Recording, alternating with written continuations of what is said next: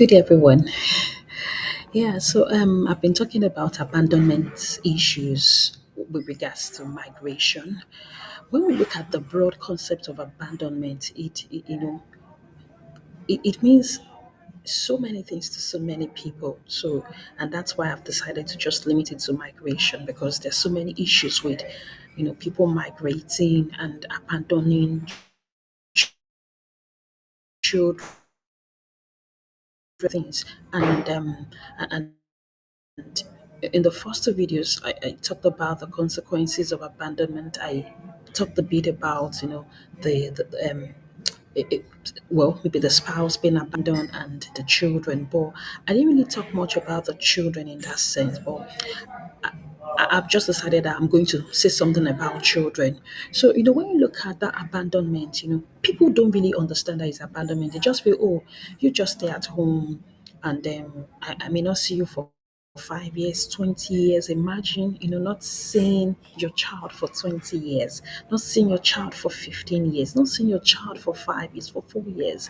Sometimes some of these things, I used to ask myself, is it based on maybe the pains we went through, the agonies, or what our forefathers went through, that concept of slavery, that families were separated, they were detached from one another. And sometimes it's like in this generation, no, it's like we still carry on that element of that abandonment, that separation. It's not healthy in any sense. So sometimes think well, like I said in the first video or in the first set of videos that I did, that sometimes it could be that maybe because people are illegal migrants where they are, and at some point people would just rather say, oh, they rather just stay where they are rather than just fix things. I've seen a lot of destruction in this aspect, and that's why I'm coming out to talk. I may not be able to go so much deep into personal issues, but I just want people to understand that it's not healthy.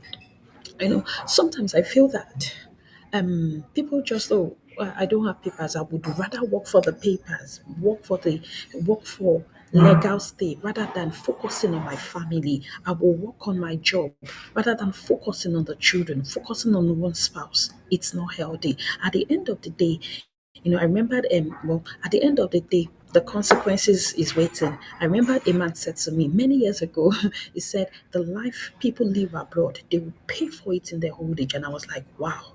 So he meant whether financial, kind of lifestyle that you live and you portray what you are not in your old age, you will bear the consequence. So also when it comes to abandonment, in old age, one would actually suffer it because it's not about the children, staying with their parent or anything. No, that's not what I mean. But in the sense that imagine feeling like yes, you have children. Imagine feeling that love. Imagine feeling that attachment. But for years, if you've not seen your children for years, if you've not seen your spouse for years, what attachment is left? Maybe zero. Maybe just in the book attachment, or maybe in the mind, but it's not really there. There's no connection. I remember the particular lady, she used to say, oh, tell my story, write it down. It's a story that her husband, they both went abroad, and then later he left, he went elsewhere, and she was elsewhere looking after the children. At the end of the day, well, they made money, but in the old age, there are some struggles that she can't really even open up to tell people about. But whereas if they had stayed together, if they had, grown together, they would have been able to support their children. They would have been able to achieve so many things. So sometimes, the world gives us money and then takes away our families. The world gives us money, they give us job and take away our connection. They take away our source of joy. So which one do you want? You have to think about what you want. Even for people who don't even have legal stay, abroad. Would you rather stay abroad for 30 years and not see your family? I think it's a lot of damages. It's a lot for both the person and then also to the family. And I decided to just, talk about some things, when it comes to children, even wives, even husbands, who have been abandoned, because I realized that sometimes some people can even come abroad together and they abandon each other for different reasons. And that's why, when you talk about abandonment issues, there's so many things that goes into it. And it's so much, but I've decided to just talk about that abandonment, separation, being estranged from families. And that's why I decided to just limit it to that. So when you look at the psychological concept of attachment theory, there are different, attachment styles. I will just quickly talk about it. We have the secure attachment style, we have the ambivalent attachment style, we have the avoidant attachment style, and the disorganized attachment style. Okay, I would explain what that concept means. It was actually developed by a British psychiatrist many years ago, and John Bowlby. He looked at the concept of attachment style, and another lady, Mary Ann Ainsworth. So, for the secure attachment style, is a form of a healthy attachment style that, in the sense that a child wants maybe the caregiver can be anybody, families, parent, mother, father. When they leave, they may cry a little bit, but they feel confident that this person would come back.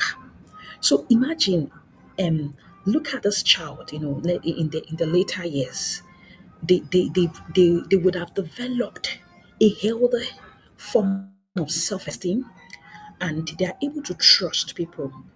They are able, they feel secured that yes, that person that has gone would come back. They feel safe around people. They understand that they are valued in their relationships. They have healthy boundaries. They have solid social network. They don't feel intimidated. They are able to build trust. They are able to trust people. They're able to communicate openly. Sometimes they can be vulnerable, but healthy vulnerability. And the other benefit, if you look at the benefit, is that they can be flexible, insightful, they have resilience, they have higher self-esteem, they do not put down themselves. They have increased emotional awareness, they're able to communicate openly, the listening empathetically, they are able to minimize stressors. They seek out for healthy relationships. So if you look at the opposite, I mean the unhealthy attachment style, ah, insecure. Let me just use the word insecure. What do you think? They will be anxious. They will be disorganized. They would avoid people. They would form unhealthy forms of attachment. For this set of people, they would actually be much more attached to people who are abusive, because they've never been able to form the concept of healthy attachment styles, because they've never been able to have secure attachment. So when you look at, migration, people leaving their families, what do you think would happen to those children? They follow in that trend. They follow that, they developed a concept that people cannot be, trusted. People can just leave, wake up one day and leave. And it's okay for them to leave. It's okay for them to abandon people. It's okay for them to leave. So people who are not even if you look at people who are not even sure, about themselves, they don't really even know what they want for their lives. They are able to go into any relationship randomly and suffer any form of consequences. Okay, so I've talked about the listed the four types. So if you look at the avoidant attachments, people with avoidant attachment, you know, they are children who avoid their caregivers, and they avoid for their caregivers, showing no distress when the person leaves, or they don't care. They react similarly to a stranger as they do with a caregiver. So this kind of attachment is actually associated with abusive situation. So imagine when they grow up, they avoid people, they're just there, they treat everybody the same, they don't have a healthy concept of relationship, they don't have a healthy concept of people. So they're able to avoid people. They're able, if they, for instance, if they're married, like we're talking about this abroad, well, they don't mind not looking after their children, they don't mind not calling their children, they don't mind not seeing them, because it doesn't mean anything to them. They've not been able to form healthy attachment styles, or healthy attachment concept or relationship. If you look at the ambivalent attachment, these children, they become very distressed when their caregivers leave and they're not able to soothe or compose themselves. They'll just be crying. So you can imagine, this kind of children cannot even depend on their caregivers to be there for them. They can't depend on them. They're neither there nor neither here nor there. Imagine when this kind of children now develops as adults or grows into adulthood. They are neither here nor there. They are so it's easy for them to abandon people. It's easy for them to just say, okay, yeah, I'll send you money. And they can give other people money, but they are not there. They are not there. And these are some of the damages that that these are some of the damages that people do to themselves. They perpetuate it, onto generations, even yet unborn unknowingly. So if you look at it as organized attachment, theory concept. These ones that defined, by children who have no consistent way to manage their emotions or their separation or reunion with their attachment figure. Sometimes these children, they appear to be, they say, clinically depressed. According to research, they are they are often maltreated. They're just God. You know, looking at this concept, bro- you know, broadened my view about separation when it comes to migration. So we need to really be careful of the things we do to ourselves. We need to ensure that we create a healthy form of relationships with children, with our spouses, or with families. So looking at this, what can we do to avoid all of this mess, to avoid all of the dramas in the future that we are creating for the children? What can we do? Imagine a child who has been left in their home country, has not seen daddy for 10 years, has not seen mommy for 10 opportunities to go see their children, but they chose not to. Imagine when those children, when they now see them eventually, they don't have connection. They've lost the connection. They've been able to get maybe the money they want, but they've lost that child. And they expect that that child would automatically be a good child, a kind child. Sometimes I think people are magicians because they just think everything will work out well. It's a lie.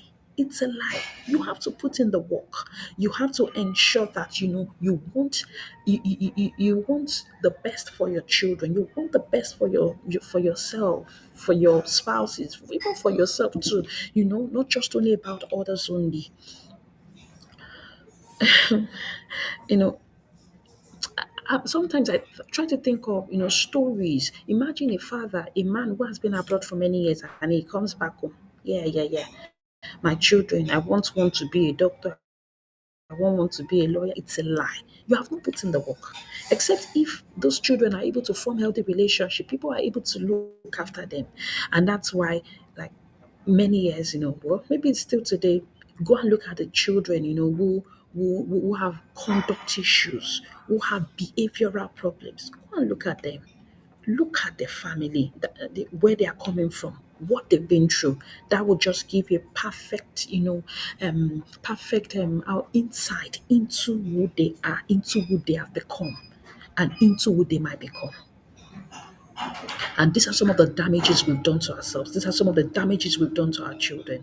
We've done to our spouses. We've done to ourselves. I think it's unfair. It's unfair on the world. And that's why for a man to be great, for a woman to be great, for children to be great, look at the family. They must have a certain level of stability. If they don't have it in their families, the children can actually seek for healthy relationship with healthy adults, not abusive ones. I remembered I remember growing up in a particular place.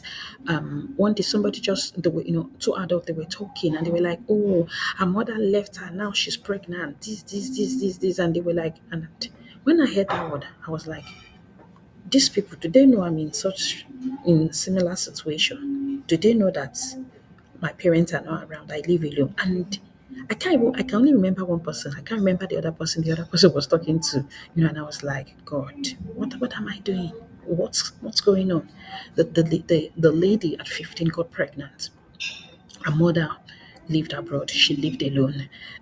Sometimes, I hear people, maybe social workers here, and they're like, oh, or health visitors say, oh, where are the social workers? And I just smile. I smile sometimes, but well, even though that was the kind of life at some point, I lived at some point, my parents were not around.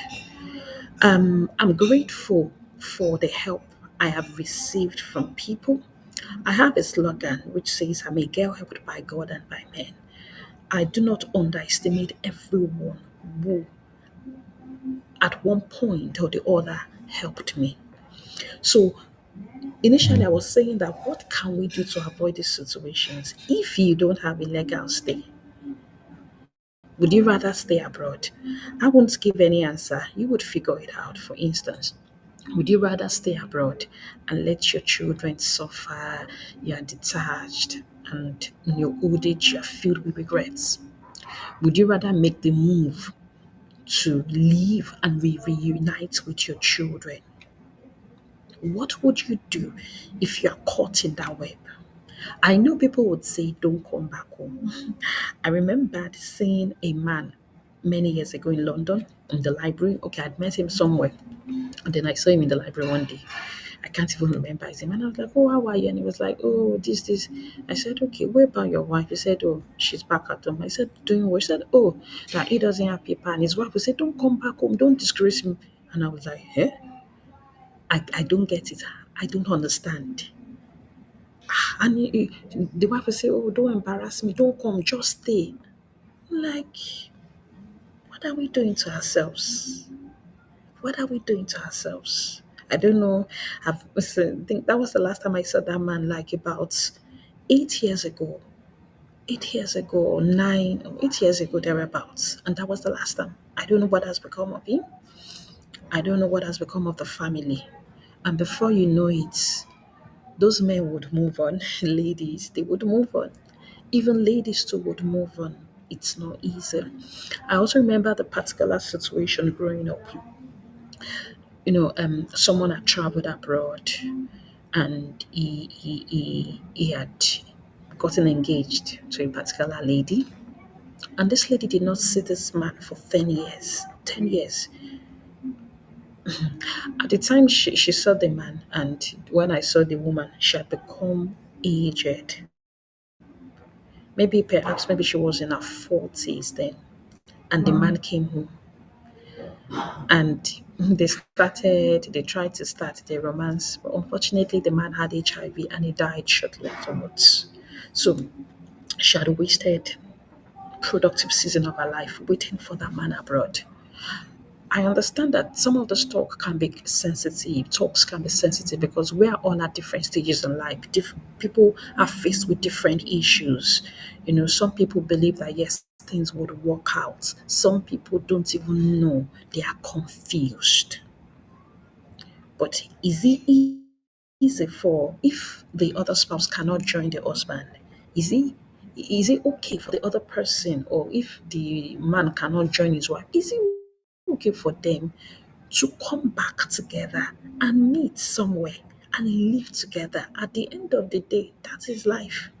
It's not about the separation of what the abroad can offer. Imagine sometimes when it comes to these paper issues, people can become stuck in that space for 25 years. People can become stuck in that situation for 20 years, for 10 years. It's part of the choices people would have to make. At some point, people would have to make that choice. They either walk away, reunite back with their families, or become totally estranged from their families. And a lot of times, it doesn't go well for these people in the sense that they when I talked about the attachment style proposed by John Bowlby and Mary Ainsworth was a psychologist. When you look at all of that, they become avoidant, they become ambivalent, they become insecure, they become disorganized. And it happens to those adults caught in that web of separation, caught in that web of abandonment. and also vice versa, the children, the spouses involved. So what are we doing? What are we doing? And for people, there's some people, I've talked about people who don't have legal stay. There's some people they have legal stay, but they choose not. They choose not. They choose not to reunite with their family. So what are they doing? And the other person is still waiting, trusting he will come back. 25 years, he has not come back. I don't understand why, as humans, we damage ourselves. And maybe the woman in question would not even say, I'm no longer interested. They will just keep things the way they are. And emotionally, they become damaged. They are broken. And see, they will damage us. They may just say, oh, I'm okay. I'm fine. Everything is fine. Everything is not fine. It's a lie. It's not fine. It's not healthy. And they will just say, okay, it's okay. It's okay. It is well. It is well. Abandonment has so many grievous consequences. It shatters people's hopes. It shatters people's mindset. It destroys people. Would you rather be healthy? Would you rather reunite with your families? Or would you rather make a choice? A choice that in the next 5 years you'll be proud of. A choice that in the next 20 years you'll be proud of. A choice that in your old age you can sleep and lie comfortably. I heard somewhere, and I don't know what said it, and I can't even remember. Someone said that when children are born, they leave maybe the choices of people who gave birth to them. But when they grow old and they die, they have made their own choices. So are you making your own choices? Are you making healthy choices? Okay, for instance, we can say, oh, I've been abandoned by my parent. Okay, now that you're an adult, what are you doing? Are you learning? Are you trying to change the narrative? Are you trying to make sure that you become healthy yourself? Are you trying to ensure that the same thing does not repeat itself? There are many times people say, oh, I don't want to be like my father. But they repeat the patterns of their fathers. They do exactly like their fathers. I don't want to be like my mother. She did this, she did that. Unconsciously, they adopt the lifestyle of their mothers. They become another unhealthy version of their mothers or fathers. So they have to work harder at being a healthy narrative of themselves, at being a healthy version of themselves or of their parents. I will talk more on other issues with regards to migration in subsequent videos. I hope that we'll be able to understand. I hope that we have been able to understand what abandonment causes and the consequences. It as well. I pray God will give us wisdom. Wisdom to live, wisdom to love, wisdom to be passionate about life, wisdom to make healthy choices, choices filled with hopes, filled with happiness, with joy. It's okay to make healthy choices. And it's okay to become it's okay to become the entangled from that web of slavery.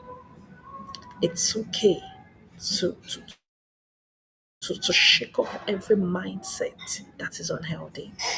It's okay to be a healthy version of yourself. God be with you all. Thank you. Bye. Thanks for your time.